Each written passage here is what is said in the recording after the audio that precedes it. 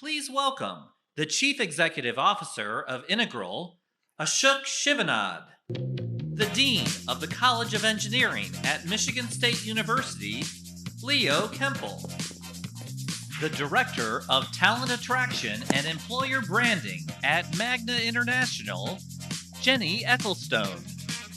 And to moderate the discussion, please welcome the Senior Director of MICHauto, Drew Coleman.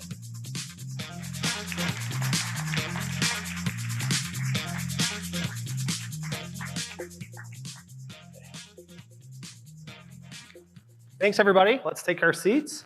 Really appreciate you spending some time with me this afternoon, and really appreciate everyone else coming out today for this really impactful, event. It's really about people, right? All the people in the room, all the people at the companies. When we talk about companies, we often think of nameplates, brands, headquarters, facilities, but behind all of that are the people that create, design, purchase, deliver, manufacture the brand, right? So we want to spend a few minutes talking about the culture of talent and why that matters. So I'll start with Ashok. If you want to say kind of who you are and what you do and how you define culture, we'll start there. Yeah, for sure. Thanks, Drew. Ashok Sivanand. I'm the CEO of Integral. We work a lot with especially automotive and financial services companies with transforming towards being technology companies, so towards mobility or fintechs. And you asked about how we define culture. So I think this took a while for me to come to. This is the first time I started a company. And as the founder, your default role is the one that has to establish the culture. And I had been lucky to read the Netflix culture deck, which I would recommend you Google. And I wanted to, when I started a company, say, hey, I want to build something like this. And I completely underestimated the level of self-awareness, introspection, testing, validation that goes into coming up with a deck like Netflix did. And so if you'd asked me this 6 years ago, I'd have a different answer. Now I'd say it comes down to two things: your values, who are you, and your principles. How do we work and how do we treat each other?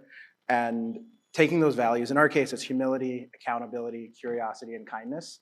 And it's making sure that you're implementing that day in and day out. Like our interviewers are asked about, hey, how did this person do on humility? How did they do on accountability? And we do that part of the survey before asking about how did they write code.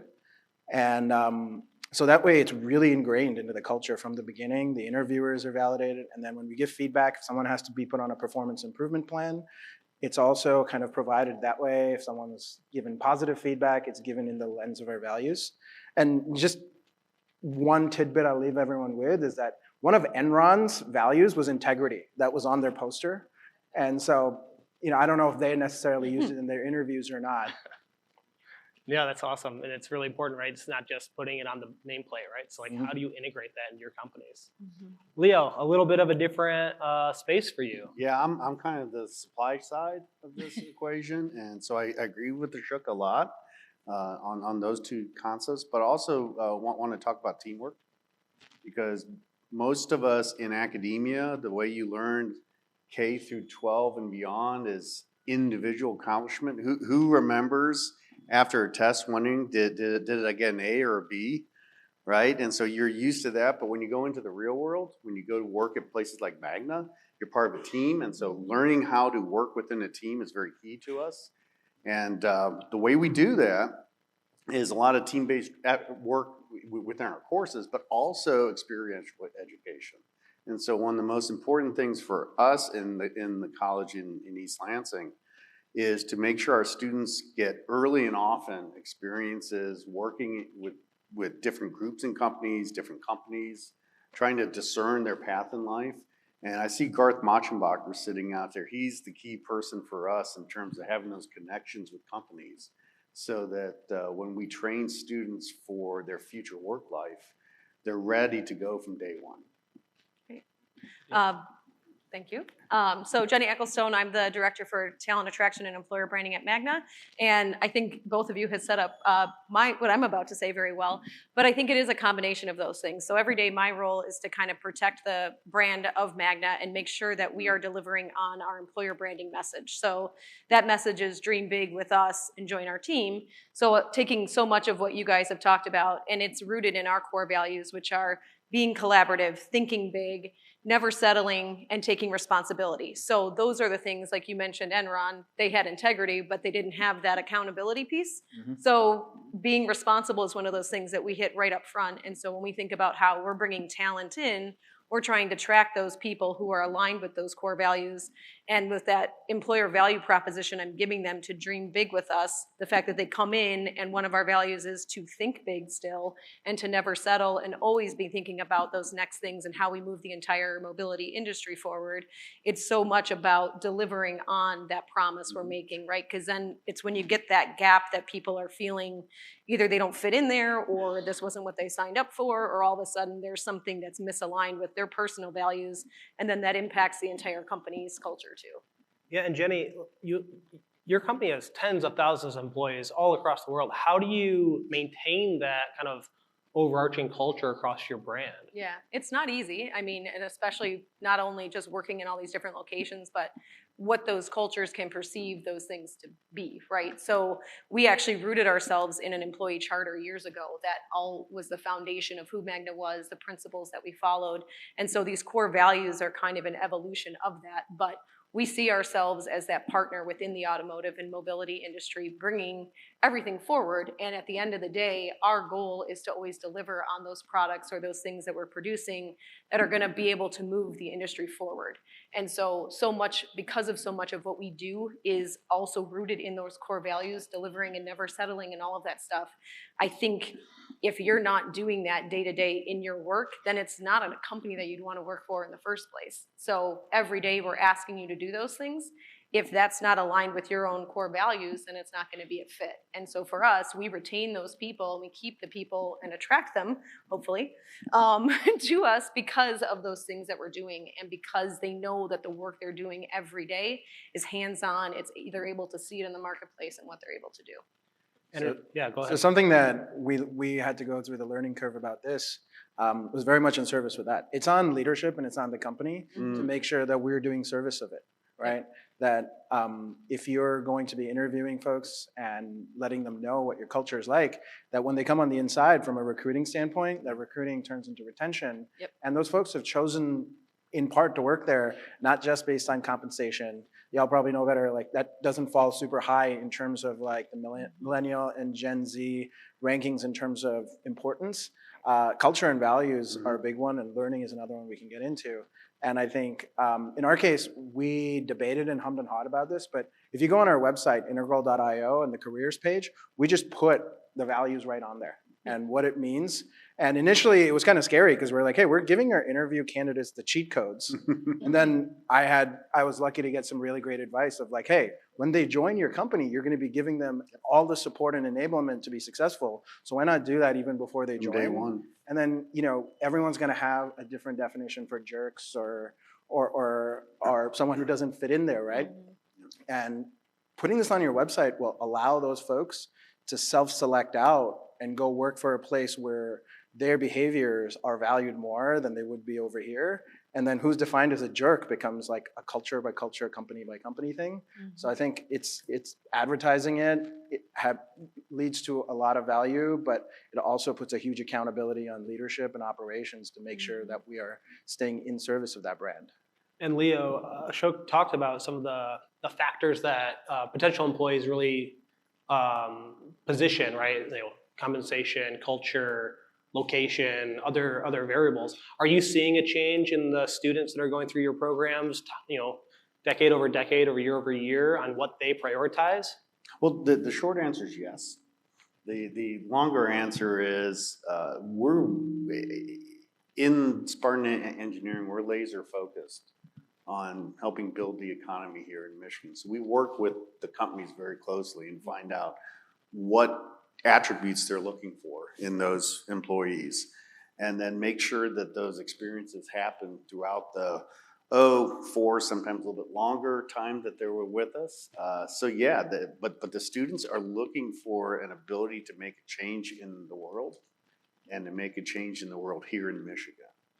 And so, you know, the most important part for us really in the end comes down to deep engagements with companies and internships, co-ops, and other activities like that where they can really learn that discernment process of where their path is. Because some will have a path of a small company that's a new startup with that culture. Some will have the path of a larger company. And realistically, over the years, I've seen they do tend to split off a bit. There are people who are made for the small startups and very aggressive go, and there are some who look for that continuity, that belief that they will be part of something that's been around for 100 years and will be around 100 years later. Yeah, so Leo, you're preparing these students and young people to make that leap into different types of environments that are really driven by culture, as we've talked about. How do we as companies prepare to receive that talent, right?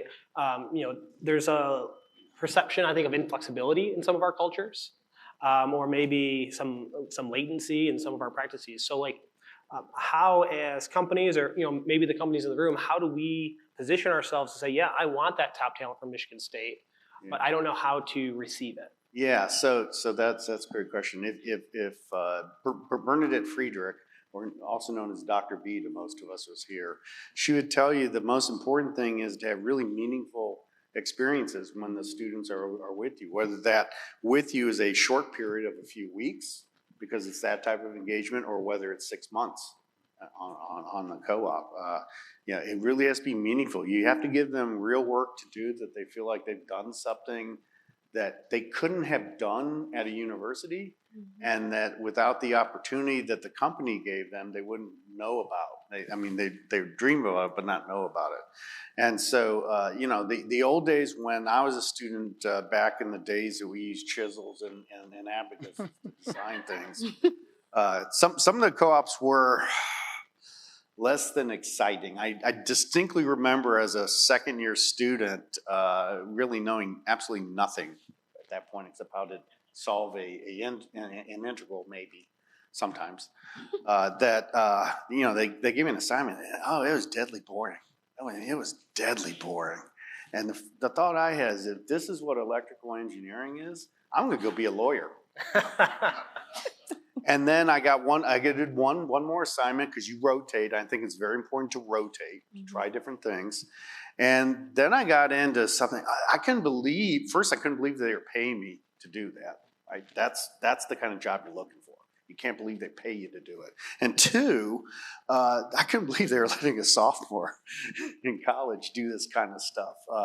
They really shouldn't have, quite frankly. But it was really fun. And so now that got me excited and interested. And what I found as I went on through those rotating experiences, that, you know, the stuff I really liked doing was going to require a master's or a PhD. So that's, school got a lot more serious at that point. I will tell you, my grade point went like that at that point. And that's what gave me the chance to be here today. So, you know, those early experiences really form the person.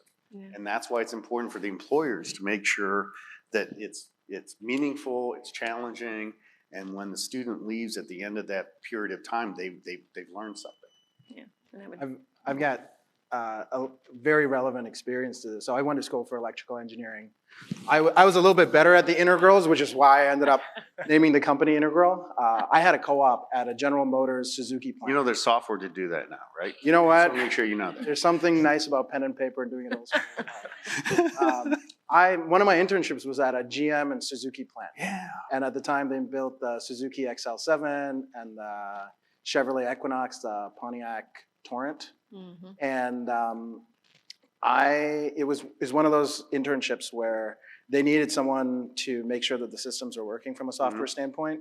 But sooner than later, the folks that are showing enthusiasm are given a little bit more. I was given enough responsibility where I shut the line down for 8 minutes. Right, and this was when gas prices were really high. We were even running Sundays. And some things, though, that I learned with respect to the culture that I didn't recognize at the time that are an obvious trend amongst younger workforce. I got to work on the plant building software, which meant that the folks I was building the software for were folks that I got to go talk to all the time. Yeah. I took that for granted. This is my first kind of real job that I had. And I could walk across the skywalk, go to the plant and ask them like, hey, why are you building this? Why are you asking for this? And I didn't realize I was doing human-centered design. Yeah. I would show them like a very thinly mocked up image of what it's gonna look like and say, hey, this is what I'm thinking, is that what you're thinking? And they say, no, that would never work. And again, I was doing like lean product iterations, and I had very direct access to the customers, and they intently chose for us to sit there on plant instead of in kind of the GM headquarters in closer to Toronto. And these are factors that come into play that matter a whole lot to driving retention for your talent, where, hey, why is the problem that I'm solving today important outside of the technical importance? Because it's easy for us as technical folks to feel really proud about a creative solution to a technical problem, but nowadays, folks are wanting to know, okay, well, if I solve this correctly, then what? What does that matter? And I think some of that stuff is really hard to measure, especially with the level of precision when you come to automotive tolerances that we're used to. But over here, you can have plus or minus 20%, it's fine. Or you could even just have qualitative anecdotes that your customers say, and you bring that back to your team, and that gives them dopamine for the next 2 to 3 months about, hey, I'm gonna come back and solve this next big problem because it might have this kind of impact. And then if you're with me on this, do that in the beginning. Before you start the engagement, before you start this initiative, get at least video recordings of whoever is having the pain that justifies the budget to put towards this project to solve the problem. Have them record an audio if you can't have your team meet with them, and just have them kind of lament on why it is that this needs to be solved. And you will be surprised about how much the crinkle in their eyebrows, and when they really get mad about something, how much more charged up your team is, and it costs you very little to do this, compared to like a retention bonus or other things that you may have to do reactively to try and keep that talent there. Yeah. And by the way, if you want to find errors in code, hand it to the boss. They will do things the developer never thought a person would ever do with that. And that's how you learn also. Yeah. Go ahead, Jenny. No, I was going to say, I know where the conversation started was about kind of how we get the talent that you're creating, obviously at a school like at Michigan State, into these companies in consideration. And I think a lot of what you both have talked about is exposure, right? And that's the key thing. And I think Magna's in a very unique position, being a very large company and a global enterprise, but we're very unknown in the area. So many people have probably walked by our building or seen our Magna locations all over the place. There's 25 of them in southeastern Michigan, so we're everywhere. But people don't know what we do, they don't know who we are. So that's part of my job, is to say who we are, what we do, be approachable, and there's lots of different ways that we do that. One is, obviously, we're big partners with Michigan State University, go green. Yes, my fellow Spartans in the room.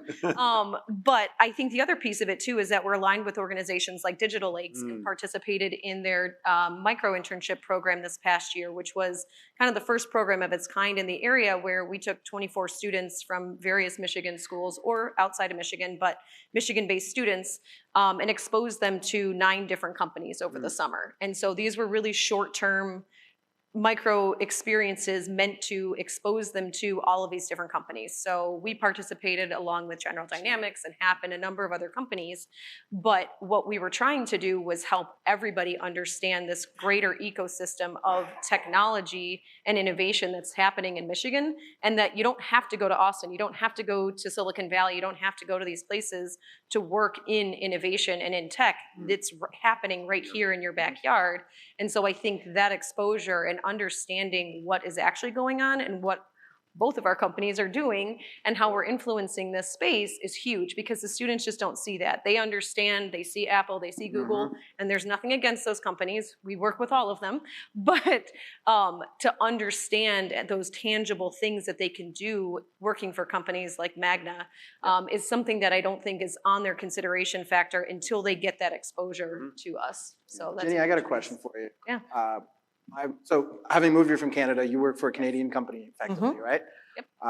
That internship that I talked about, my company, my salary was virtually free for them because of the tax write-off, right? And so I'm curious to know, because I'm sure Magna hires a bunch of co-ops in Yes, we do. Ontario as well and takes We do. advantage of the same program. As an employer here, it's been a lot harder Mhm. to facilitate those internships, Yep. especially for a small company like ours, where the risk associated with hiring someone out of school is not necessarily offset the way the government of Ontario did. So I'm curious to know Yeah. if you've seen stuff across the border. I'm sure there's a bunch of people over here that can try and make some changes around that. Yeah, so Yeah. let's spin that a little bit and just talk about some of those transactional things that we need to work on here in Michigan. So let's bring it back to Michigan.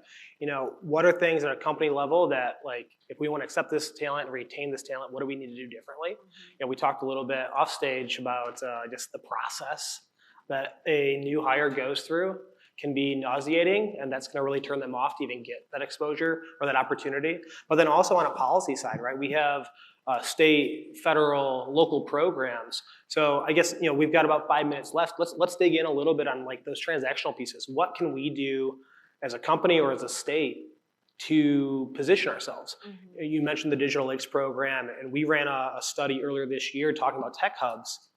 And that story's not quite there yet. So I think we need to harness that a little bit and change somewhere across that process to better position the messaging here in our state to drive those students here. We talked a lot about exposure, but let's say the exposure works. What's the next step? Mhm. Well, I think, you know, Digital Lakes is a great example. I know the MEDC also has different programming that they're doing from state funding, which is great. So it does help a lot of those smaller companies who don't have the means or like you said, the cost ROI analysis isn't there to accept students in. So I think that there's those types of programs where as a partner, you get access to participate in something like that. And so that's one way in. And there's definitely representatives around the room here to be able to talk with you about that. But I think as a whole, it's coming back to, and I'll use Magna as an example, obviously, because that's what I do. But I think some of it is the representation we have on campus. And so we do have an incredibly strong partnership with Michigan State and a number of other universities here in Michigan. And what that does is we can't always bring students in, right? So there's a limited, as much as we spread our wings and as much as we want to bring everybody to the table to have those experiential moments with us, it's just not possible. So how can we bring that to the students on campus? So we're showing up at career fairs, but also, like Leo mentioned, we sponsor a number of different student capstone courses. And so that's a way for us to integrate in with those students to say, okay, here's a real world problem for you to solve that we're dealing with every day. Then they get that exposure to Magna, but it's part of their education. It doesn't have to be something that they're now taking the time. It's a much lower budget item, I would say, to be able to solve for that. But I think there's lots of different ways to be creative and be able to bring yourself and the technologies you're bringing and all the cool things that you're doing for the industry into those spaces and still expose the students without having to do like a formalized co-op or internship program. For sure. So, yeah. So from our side, I thank you for your sponsorship. You know, those are very important for companies to be on campus often and early in students' careers. But we're also doing things to really morph our programs over time because the world changes quickly now. One thing that we're doing is we're working with companies on designing new majors that will very specifically hit the needs of the employers here in Michigan. Judd, our Director of Mobility, announced this morning that we've started a partnership for a autonomous Indy race team. So students will be involved in racing autonomous cars around the Indy 500 track at up to 200 miles per hour. So that's, again, something to get them interested and engaged in the kind of things we're trying to do. And I'd be remiss sitting up here to not mention the investments by the state that are very important to us, and in particular their investments and hopefully more investment in the Engineering and Digital Innovation Center we're planning on campus, because we're going to take our 7,000 students in the College of Engineering and grow it to at least 8,000 in the next few years. And we just need to have the ability to train them so you all can hire them, pay taxes, bring them more money. Yeah. Keep the engine going there. I think for me, there's this concept of feedback loops. I mentioned values and principles. And feedback loops are something that come up in conversations often, especially in Michigan. We're historically an industrial state. And we have made things that require a lot of upfront design and then very efficient manufacturing, a lot of orchestration between that. It's very different for software. We can place small bets, and the feedback loops are the critical part to that, where it's not a set it and forget it mindset anymore. It's, I think this is right. How do I know it's right? How am I going to check if it's right? How can I check as quickly as possible? What's the least amount of money I got to put in to find out? What's the least amount of time? And if this concept comes across everywhere, when it comes to talent retention too, we're used to, you know, generations before myself, an annual review. I got used to like twice a year. And now, like, the poop sandwich of like positive feedback, the critical feedback, and then another positive. For millennials, I think Gallup did a study that you can do up to 7-to-1 ratio of bread to meat in that sandwich, and that's kind of what's expected.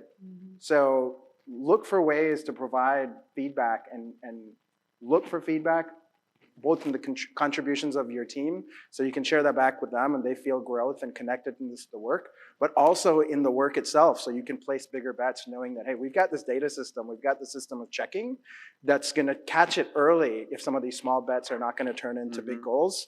So that way I can dream really audaciously and play small ball to get there. Yeah. So really think about the feedback as you're transitioning out of industrial into more software. Yeah, that's awesome. I really appreciate all of your feedback today. You know, it's really brings us back to people, right? That's what our industry is driven by and what's going to drive us forward. So I think we're in a great position to move that needle. Thank you so much. Thank you. Thank you.